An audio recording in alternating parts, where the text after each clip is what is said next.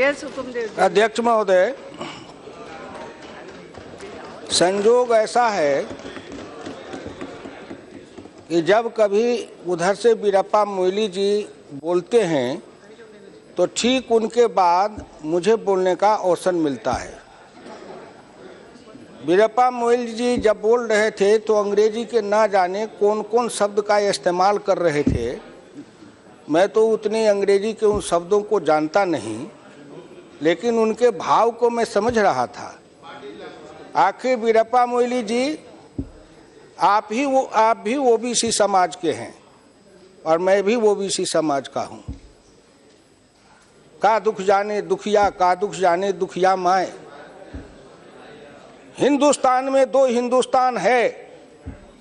एक हिंदुस्तान है गांव का हिंदुस्तान भारत, और दूसरा हिंदुस्तान है जिसको कहते हैं इंडिया।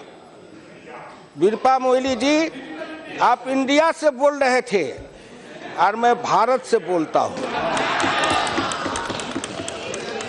आप जब बोल रहे थे तो आपकी भाषा और आपकी भावना को हिंदुस्तान के मुट्ठी भर लोगों ने समझा होगा, और मैं जब बोलता हूं तो मेरा उत्तर प्रदेश बिहार तक के ग्रामीण क्षेत्र में काम करने वाली माँ बहन मजदूर किसान सब समझ रहे होंगे। और इस लोकसभा के चैनल से जब बातें प्रसारित होती है तो उन सब तक जाती है। अध्यक्ष महोदय, मैं बोलने से पहले एक बार प्रार्थना करूंगा, या देवी सर्वभूतेषु मातृरूपेण संस्थिता नमस्तस्यै नमस्तस्यै नमस्तस्यै नमो। आपने हिंदुस्तान के उस गर्भिणी माँ के बारे में कभी सोचा? नहीं। मैं उदाहरण देता हूं। मैं जिस समय अपने माँ के पेट में था, उस समय मेरी माँ को अगर दूध, दही, मक्खन, घी, मछली, मांस, अंडा, फ्रूट, क्या कहते हैं, ड्राई फ्रूट, फल, सब्जी भरपेट खाने को मिला होता तो शायद आज भी मेरा रंग रूप कुछ दूसरा हो गया होता। लेकिन चूंकि मैं उस माँ के पेट से जन्म लेके आया हूं, जिसको भरपेट, जब मैं माँ के पेट में था तो भरपेट भोजन नहीं मिला, आधे पेट खा के सोती थी, और कभी कभी माँ के पेट में भी मुझे भूखा रहना पड़ता था। आपने सोचा, आपके दिल में कभी दर्द हुआ? नहीं।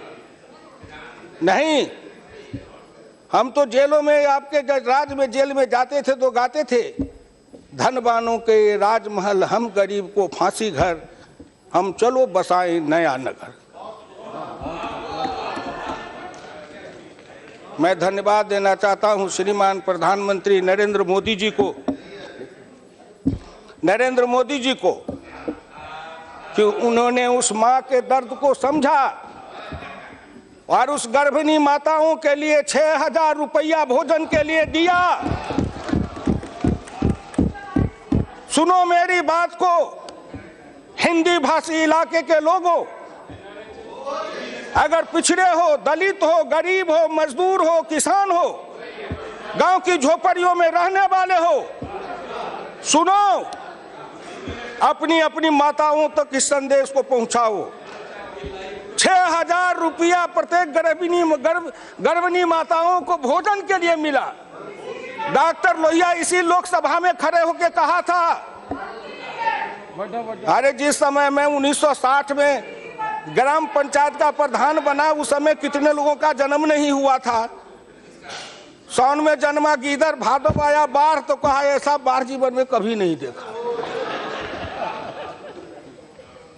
इसलिए मैं आप लोगों से प्रार्थना करूंगा, और खास करके रंजीत रंजन, मैं उस कोसी के इलाके में घूमा हूं, और जितना मेरे शरीर से पसीना गया होगा उतना आज के नौजवान दूध नहीं पीते होंगे। इसलिए आपसे मेरी प्रार्थना है, सुनिए मेरी बात को। डॉक्टर लोहिया इसी लोकसभा में श्रीमती इंदिरा नेहरू गांधी को कहा था कि हिंदुस्तान में वो माँ जो गरीबनी माँ है, गर्भ में बच्चे हैं, उनको भरपेट भोजन नहीं, दाल नहीं, प्रोटीन नहीं, विटामिन नहीं, उनको पोषक तत्व नहीं मिलता, इसलिए उनके गर्भ से विकलांग बच्चे, कमजोर बच्चे हिंदुस्तान में पैदा लेते हैं। और जिस देश में माँ के पेट से गरीब, मजबूर, विकलांग बच्चे पैदा लेंगे, वह देश कभी बलवान नहीं हो सकता है। इसलिए उसके तरफ अगर किसी का ध्यान गया, डॉक्टर लोहिया की उस वाणी को किसी ने सुना तो नरेंद्र मोदी ने सुना। इसलिए डॉक्टर लोहिया के शिष्य होने के नाते मैं नरेंद्र मोदी जी को कोटि कोटि धन्यवाद देता हूं। ये जो योजना के बारे में आप बता रहे हैं, हमारी मैटरनल मोर्टेलिटी रेट ज़्यादा है भारत में और डिफरेंट प्रदेश में। उड़ीसा सरकार ने पिछले 5 सालों से ममता योजना शुरू किया और आज जो बजट में आया है ये उसी का ही रेप्लिका है। इससे पहले ही आ जाना चाहिए था। ममता योजना is for 5 years after the delivery of the child. ये योजना NHM में नहीं था, दिस इज आफ्टर। सुनिए तो लीजिए, ठीक है, पैदा होना चाहिए। For 5 years Odisha government has been doing it as Mamata योजना। Give it a name. जब आप बोलेंगे तो सुनाएंगे। जरूरी है, हमारे देश में सब सहारन कंट्रीज का मैटरनल मोर्टेलिटी रेट से भी कम है, इसलिए उसको ऊपर उठाना है, इसलिए ये जरूरी था। तो केंद्र सरकार ने कर लिया, पैसा सारे राज्यों को भी जाएगा। ठीक है, मैं इसलिए कहता हूं, अभी हम बहस कर रहे हैं केंद्रीय योजना पर, और जब केंद्र सरकार की योजना पर बहस करेंगे तो माननीय मोइनी जी कह रहे थे कि इस सरकार की न दिशा है, न दृष्टि है, न संकल्प है। कहां से दिखाई पड़ेगा? खुद अपने को देखिए, इस सरकार की दिशा भी है, दृष्टि भी है और संकल्प है। इसलिए मैं वहीं से शुरू किया हूं। आपने शुरू किया, आपकी सरकार ने शुरू किया, मैं बहुत धन्यवाद देता हूं।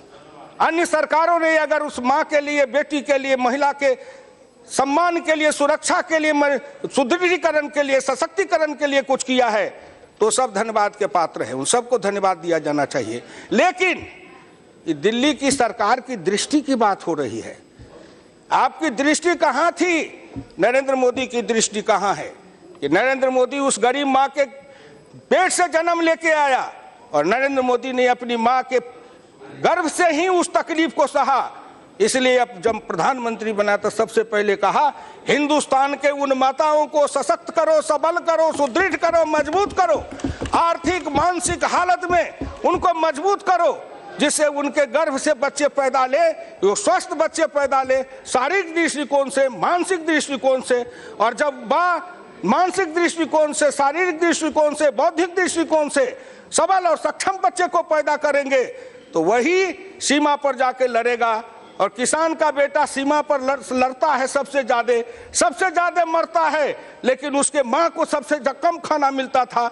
नरेंद्र मोदी को मैं हृदय से धन्यवाद देता हूं, उन कोटि कोटि माता की ओर से और उनके संतानों की ओर से, कि आपने मेरी माँ का इलाज करने का काम किया है, खुराक देने का काम किया है।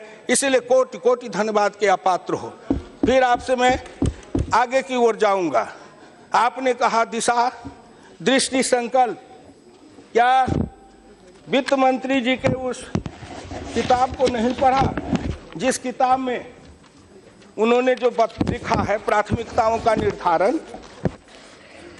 अंग्रेजी में भी है, हिंदी में भी है।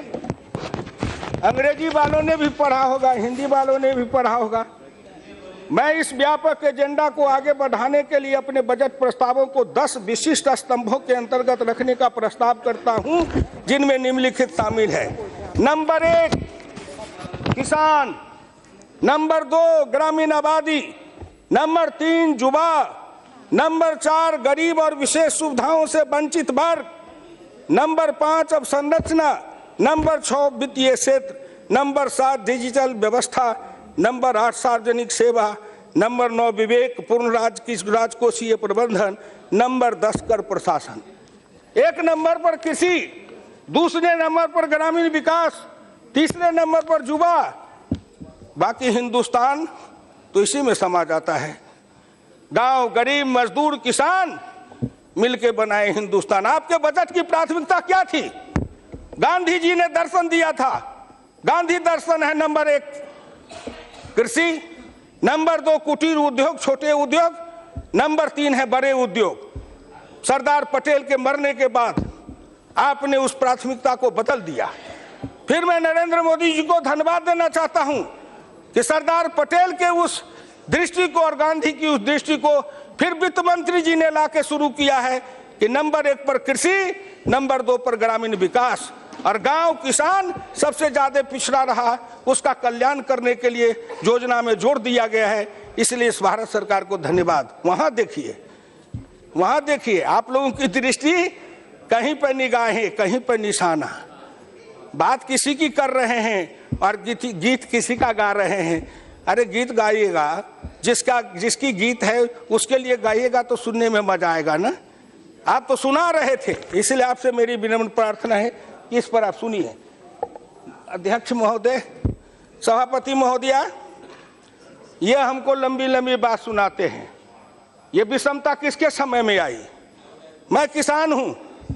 हमारा जो 51 में 71.9% किसान था, 2001 में 45.1 हो गया, 26.8% किसान कम हो गया।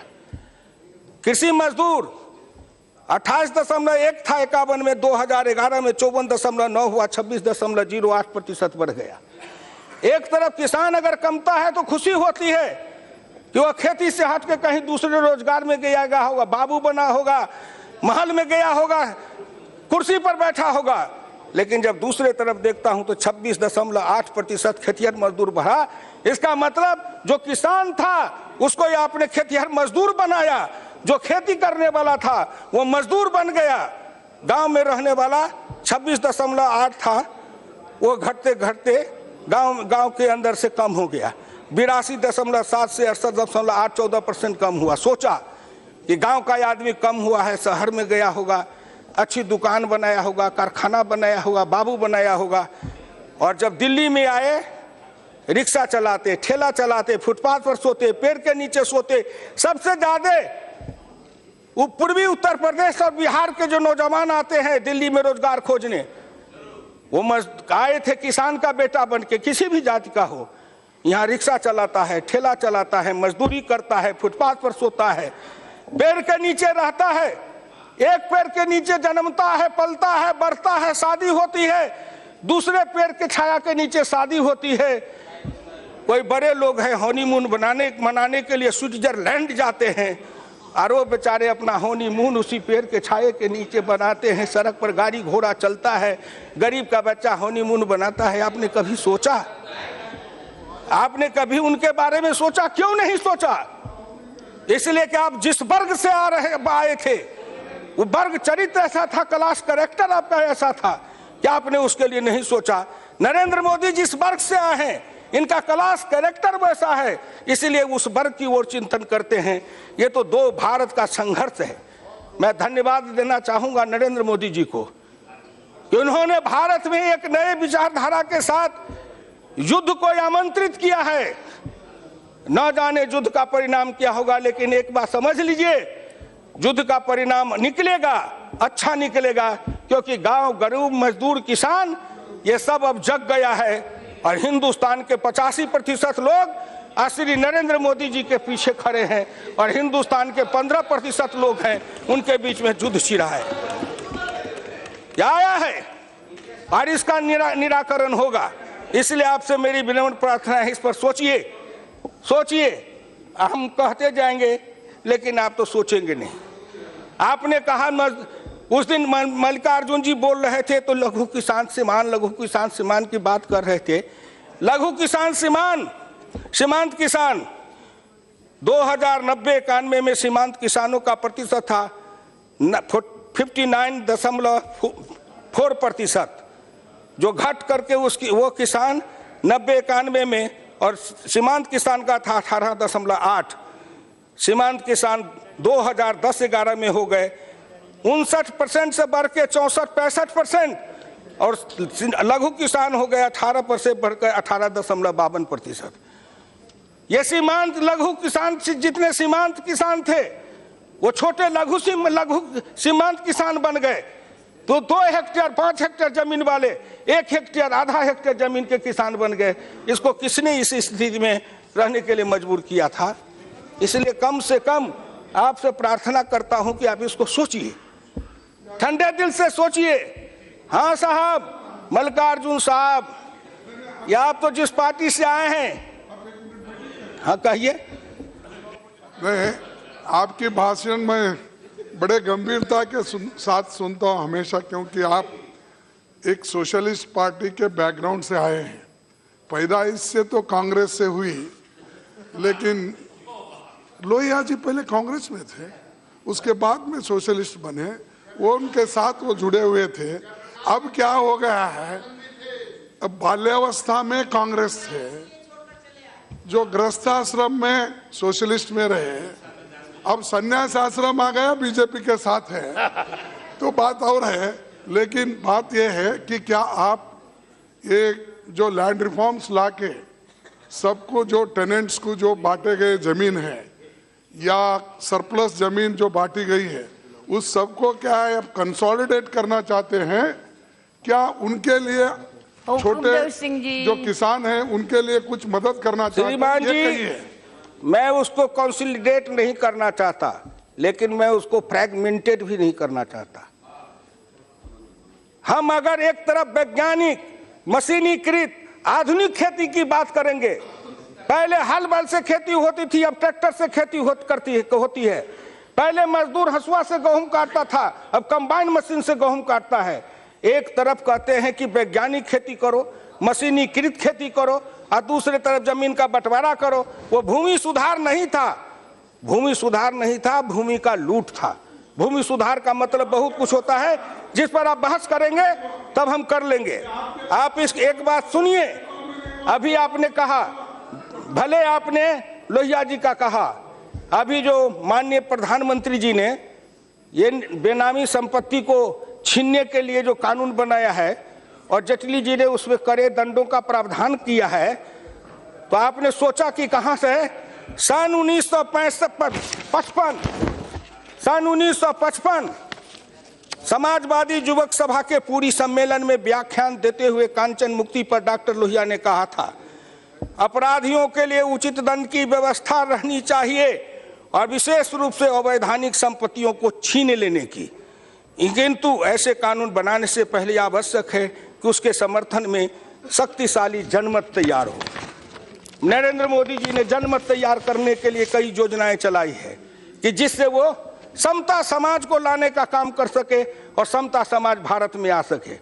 बेनामी संपत्ति छीने जाएंगे, किसके छीने जाएंगे? कल माननीय प्रधानमंत्री जी ने जब विस्तार से कहा था, और फिर कल यही विमुद्रीकरण पर शाम में माननीय जेटली जी अपने प्रतिभा से जवाब दे रहे थे, तो सभी के बाद सब चुप हो गए, किसी की वाणी नहीं निकली, कोई तर्क नहीं निकला। और जब तर्क नहीं निकला तो सदन से चल दिए। कोई बहाना चाहिए, इसलिए आप इस पर सोचिए, गौर से सोचिए।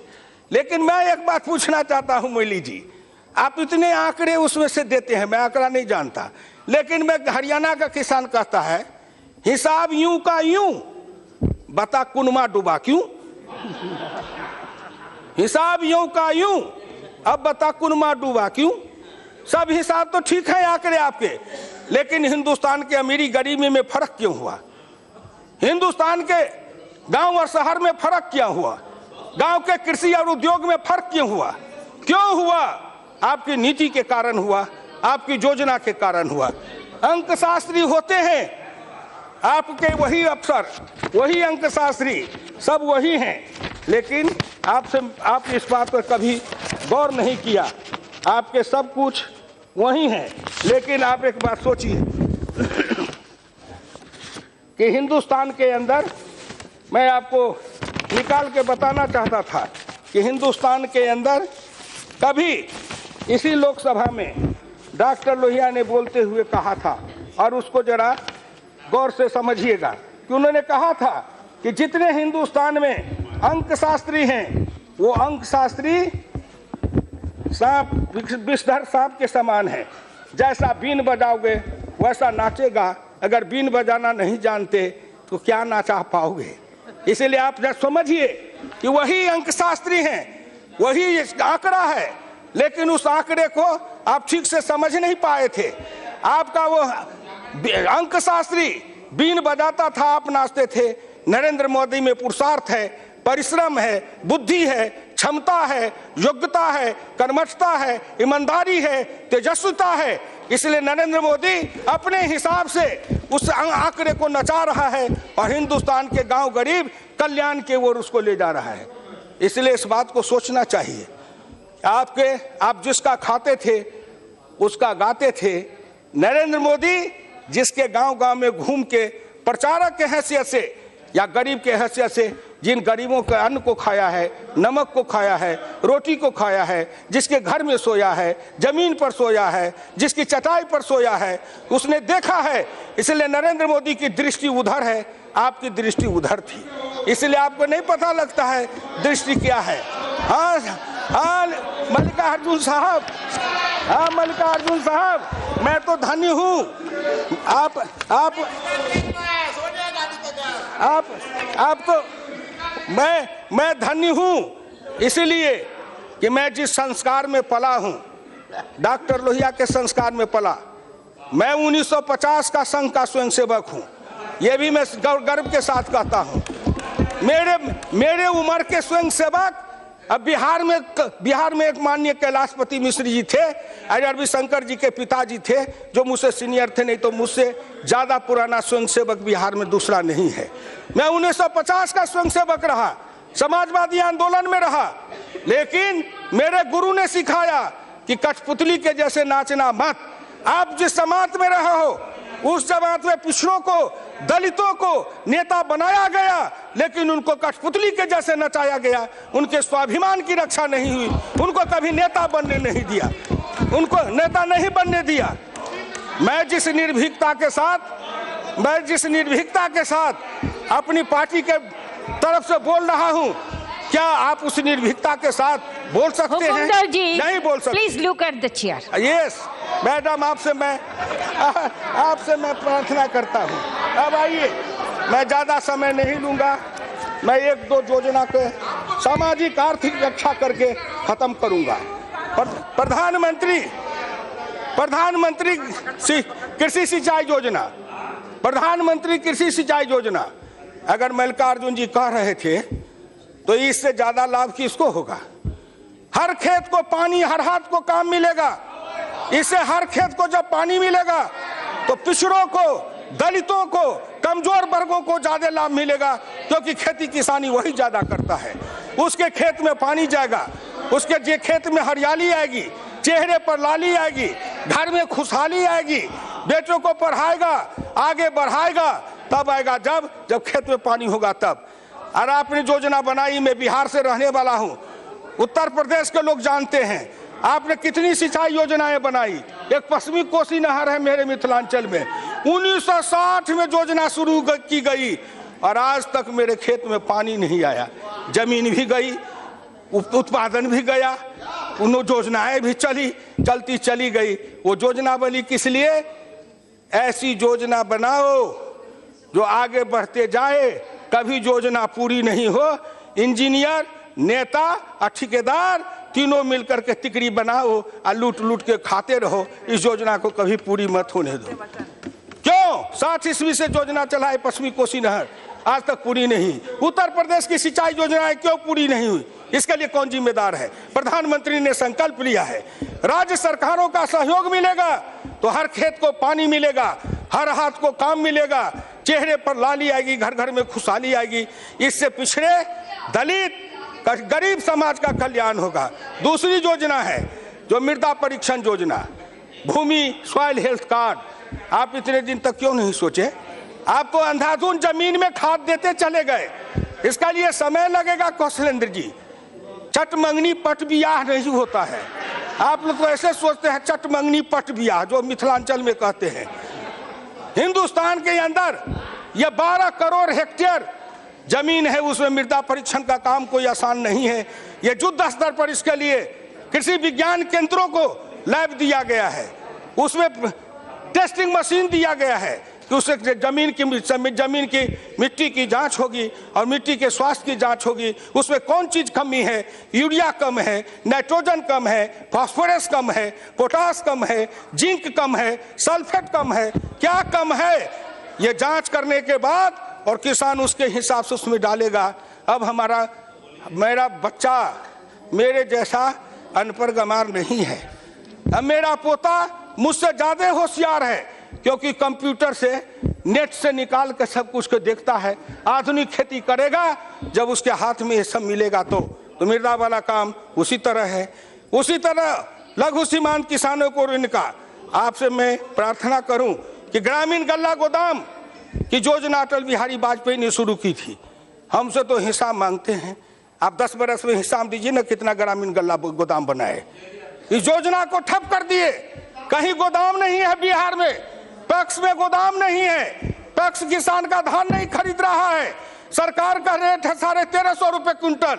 मैं किसान हूं, अपना 120 क्विंटल धान 1200 रुपए बेच के बिहार में आया हूं। कहां है व्यवस्था बिहार सरकार की?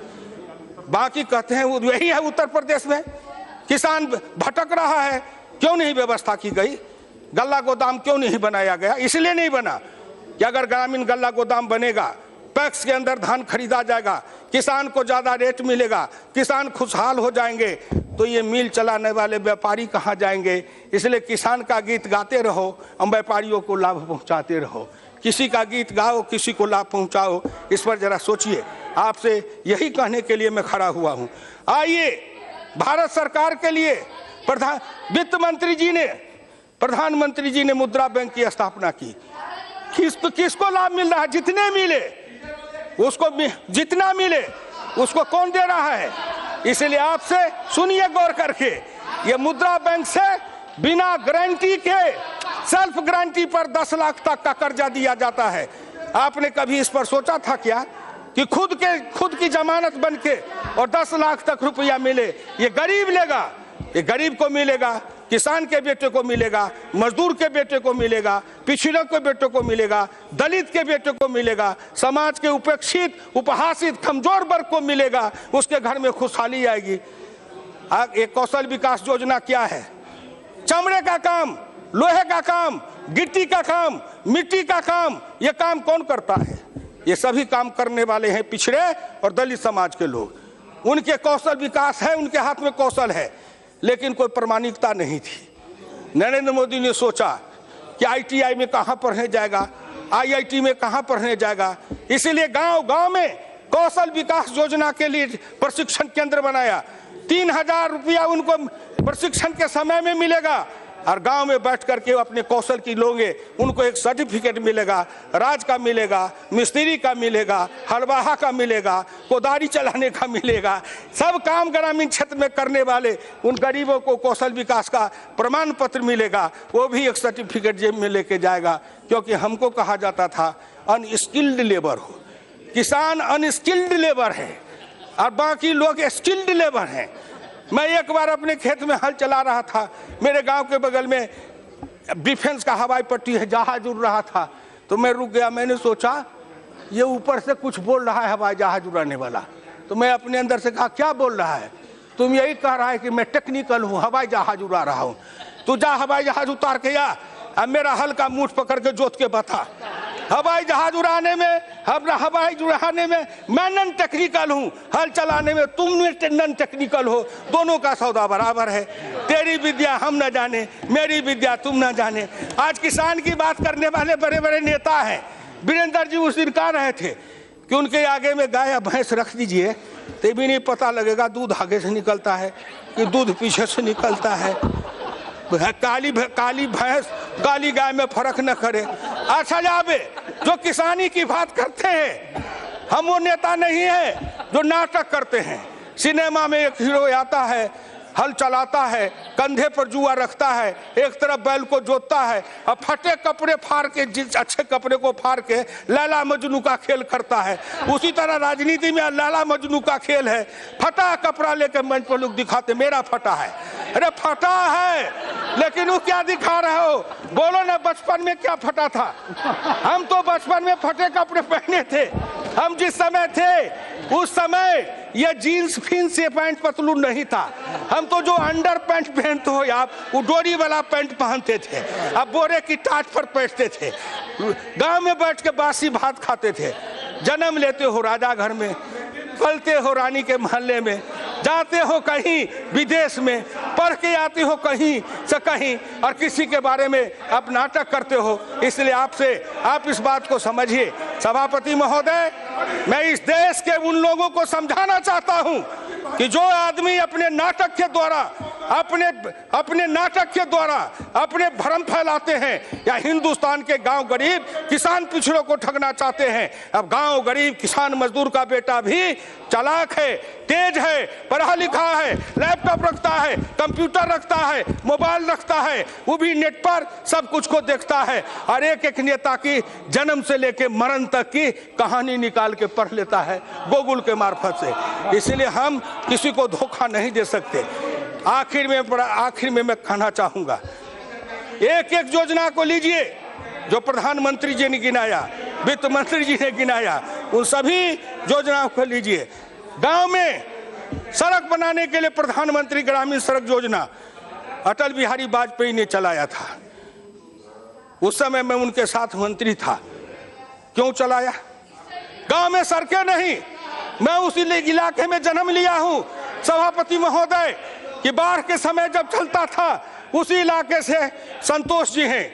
जब उस कोसी के इलाके में, कमला के इलाके में बरसात के समय चलता था, अगर चलना होता था तो 3 किलोमीटर साइकिल चढ़े मुझ पर, 6 किलोमीटर हम चढ़े साइकिल पर, कभी साइकिल मुझ पर, कभी मैं साइकिल पर।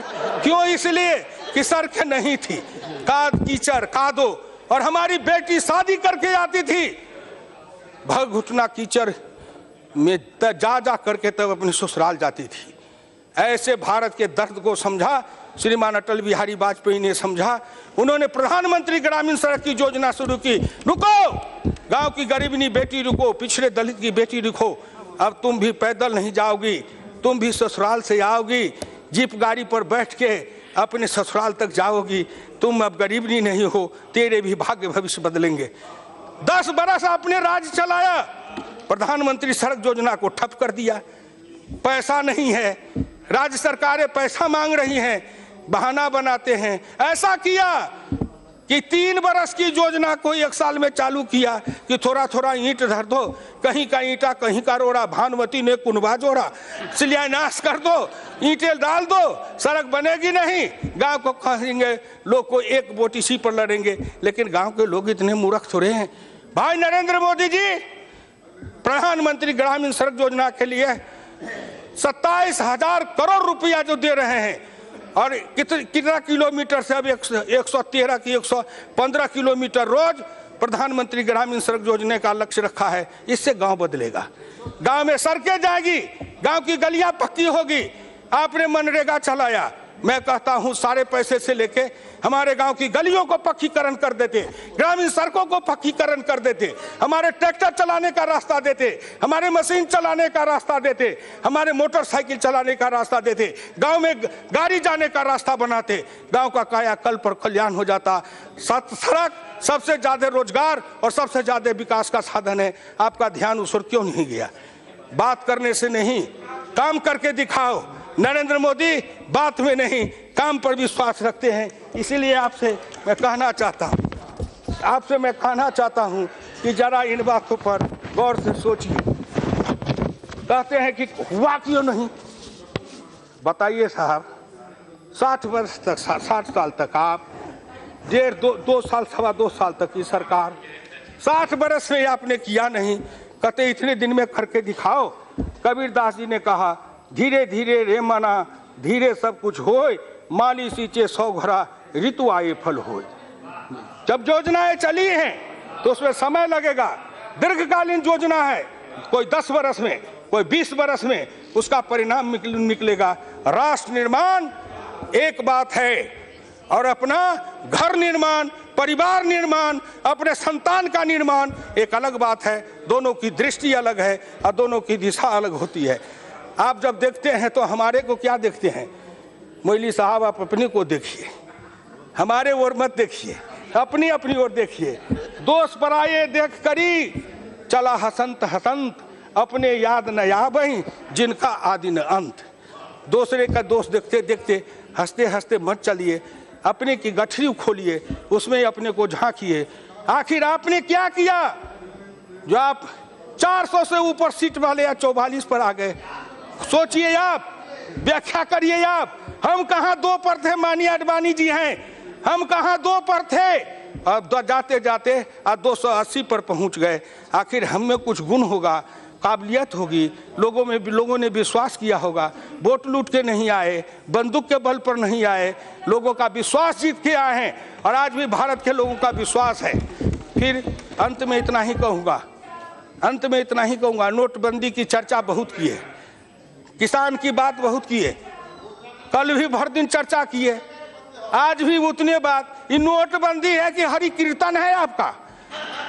जो जब जब संकट आए तो भगवान का कीर्तन करो, ढोल बजाओ। इसलिए जब से सुन रहा हूँ कितने दिन से, एक बार रामलीला के मैदान में वो अन्ना हजारे जी ने, अरे कोई नेता है दुनिया भर में ढोल पीटने वाला, उसका मैं नाम नहीं लूंगा, वो उसमें कीर्तन करता था और सवेरे से शाम तक ढपट ढपट ढपट ढपट ढोल बजावे, लोग तंग आ गए। तो हम लोग पार्लियामेंट में कहा, अरे किसी तरह ढपढपा को बंद करो, किसी तरह बंद करो। ढपढपा बंद कराए। उसी तरह जब से ये 8 तारीख शुरू हुआ, 8 नवंबर से, जब देखिए जिधर देखिए क्या है, नोटबंदी। किसान को, गरीब को, मजदूर को, किसान को, गरीब को, मजदूर को। हम तो किसान हैं। 2000 रुपया हमारे बिहार और उत्तर प्रदेश में 2000 रुपया महीना से ज्यादा नकदी किसी किसान के घर का नहीं है। चावल अपना, दाल अपनी, गेहूं अपना, सब्जी अपनी, दूध अपना, दही अपना। हमारे पास पैसा लेके क्या करेंगे? पैसा कूट के खाएंगे? हमको तो 2000 में महीना चलता है। 4000 रुपया का बदली आया कि बदल लो, किसी तरह बचा के 4000, 2000, 5000 रुपया घर में रखे थे, एक दिन में बदल के ले आए और 3 महीना 4 महीना तक घर में 6 महीना तक खर्चा चलाए। कलेजा फटता है उनका जो 5 स्टार होटल में जाते थे, राजा रानी रहते थे। उस सूट का किराया एक दिन का 1 लाख 1.5 लाख। एक होटल में मैं गया तो कहा यहाँ एक सूट है, उसका 5 लाख एक रात का किराया है। मैंने कहा चल भैया थोड़ा दिखा दे कि उसमें क्या है। मैं गया तो मैं पूछा इसमें रहने वाला मरता है कि नहीं? तो कहा मरता तो सब है। हम कहा जब इसमें भी मरना है तो इसी में आके कहाँ मरेंगे? इतने बड़े घर में भगवान भी डर जाएंगे। इसीलिए उस झोपड़ी में रहने वाले की बात करिए। आप उनकी बात करते हैं जो पैसा खर्चते नहीं हैं, पैसा को फूकते हैं। आप उनकी बात करते हैं जो पैसा खर्च नहीं करते हैं, पैसा को उड़ाते हैं, पैसे को लुटाते हैं। एक बार इसी सदन में चर्चा हुई, इतने पैसे उतने पैसे चर्चा में आई। एक मेरे साथी, संजोग से मैं नाम नहीं कहूँगा, वो बड़े हैं, एक दिन उनके पास गए तो वो बोतल निकाल के पीने लगे। हमने कहा कौन शरबत है? तो उन्होंने कहा बिलायती है, विदेशी। हम कहा विदेश में भी शरबत बनता है, इसकी कितनी कीमत है? तो 45,000। मैं दिमाग में जोड़ने लगा, बाप रे बाप, 45,000 का शरबत तो जीवन में नहीं पी पाएंगे। ये एक बोतल, तो आपको उनकी चिंता है जो 45,000 के बोतल का शरबत पीते हैं, उनका क्या होगा? अरे उनका क्या होगा? बहुत मौज उड़ाए हो, बहुत मस्ती किए हो, देश का खजाना लूटे हो, लुटवाए हो, बांट करके खाए हो। नरेंद्र मोदी आएगा, ऐसा ताला लगाएगा कि सबका दिवाला निकल जाएगा। गांव गरीब किसान मजदूर खुशहाल और अमीर बन जाएगा। उसके बेटे के चेहरे पर लाली आएगी, उनके घर में खुशहाली आएगी। इसलिए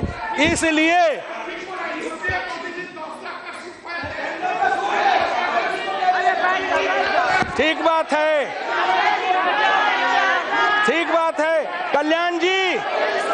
कल्याण जी आप मेरी बात न समझेंगे क्योंकि आप तो अच्छे वकील हैं, ना? हाँ, जो ज्यादा पैसा देगा उसका बहस करते हैं। आप वकील हैं उसके, जो ज्यादा फीस देगा उसकी बहस करेंगे, कागज भी न पूछेंगे उसने क्राइम किया है कि नहीं किया है, बहस कर देंगे। मैं अपनी बात समाप्त करते हुए कहता हूं, एक बात हिंदुस्तान के गांव गरीब, किसान, मजदूर, पिछड़े, दलित, अल्प जितने लोग हैं सबके लिए किया। अंत में मोदी जी ने कहा सबका साथ सबका विकास, सबका साथ और सबका विकास। उस सब में कौन नहीं है? हिंदू है, मुसलमान है, सिख है, ईसाई है, गरीब है, अमीर है, पिछड़ा है, दलित है। सबका साथ सबका विकास। खेत में पानी, सबके खेत में पानी। हर हाथ को काम, सबके हाथ के काम। हर के चेहरे पर लाली, सबके चेहरे पर लाली। हर गरीबी गर्भवती माता को 6,000 रुपया, सबके घर में 6,000 रुपया। कोई भेद नहीं है किसी जात के लिए, न अल्पसंख्यक है न बहुसंख्यक है। हिंदुस्तान एक समान है, इसलिए समदृष्टि रखिए, सबके लिए बराबर का काम करिए। सब भारत उठेगा, भारत शक्तिशाली बनेगा और भारत मजबूत, और भारत जितना शक्तिशाली बनेगा देश शक्तिशाली और मजबूत बनेगा। हमारा हिस्सा ज्यादा आएगा। जब सबका बेटा नौकरी पाएगा तो सबसे ज्यादा पिछड़े वर्ग के भी हम नौकरी पाएंगे, क्योंकि हमारी संख्या ज्यादा है। दलित ज्यादा नौकरी पाएगा क्योंकि उसकी संख्या ज्यादा है। जब सबका विकास होगा उसमें मेरी हिस्सेदारी ज्यादा होगी। जब सबका कल्याण होगा मेरी हिस्सेदारी ज्यादा होगी। इसलिए उस दृष्टिकोण से हम सोचते हैं। तो नरेंद्र मोदी जी की योजना ने हिंदुस्तान में आर्थिक परिवर्तन, सामाजिक परिवर्तन, राजनीतिक परिवर्तन, सांस्कृतिक परिवर्तन और धार्मिक परिवर्तन, ये सब की ओर जो आगे बढ़ रहे हैं, इसी से हिंदुस्तान का कल्याण होने वाला है। इसीलिए मैं इस बजट का समर्थन करता हूं, ईश्वर से प्रार्थना करता हूं कि हे ईश्वर, नरेंद्र मोदी की रक्षा करिए। अगर कोई संकट आवे तो हम लोगों पर थोड़ा थोड़ा बांट दीजिए, लेकिन नरेंद्र मोदी के ऊपर कोई संकट नहीं आवे। वो गांव गरीब किसान का नयन का तारा है, हृदय का, दिल का धड़कन है। उसकी रक्षा आप करना, जिससे वो आगे कुछ करके दिखाएंगे। धन्यवाद।